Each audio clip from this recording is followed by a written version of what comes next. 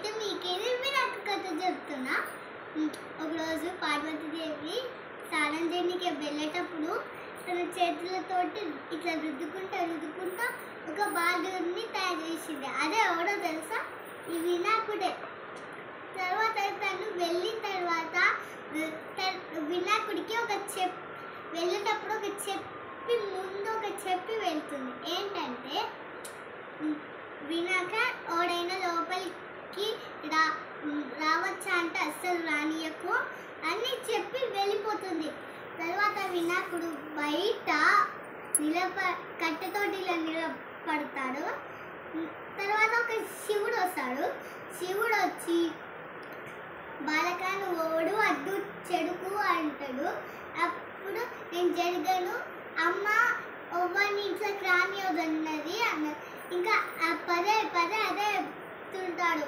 తర్వాత శివుడికి కోపం వచ్చి తన త్రిశూలంతో ఇలా ఇలా ఇలా ఇలా కొండపైన నిలబడి ఇలా కరెక్ట్గా కూడా చేసి ఇట్లా అంటాడు.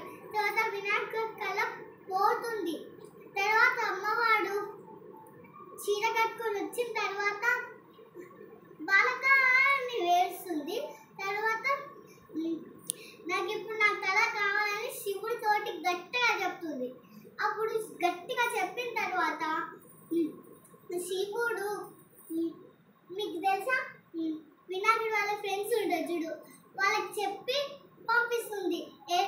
ఏదో ఒక బాలకుడు తల తీసుకెళ్ళా అంటే అప్పుడు వాళ్ళు ఏనుగు తల తీసుకొస్తాడు. అప్పుడు శివుడు చూసి 3 ఇది తీసుకొస్తాను అంటాడు. అప్పుడు పక్కన ఒక దేవుడు ఉంటాడు చూడండి, ఆ దేవుడు అంటాడు తొందరగా ఏదో ఒక తల కానీ మళ్ళీ పెడితే మళ్ళీ లేట్ అయితే మళ్ళీ వినాయకుడు బతకాడు అని చెప్పిన తర్వాత సరే ఏదో ఒక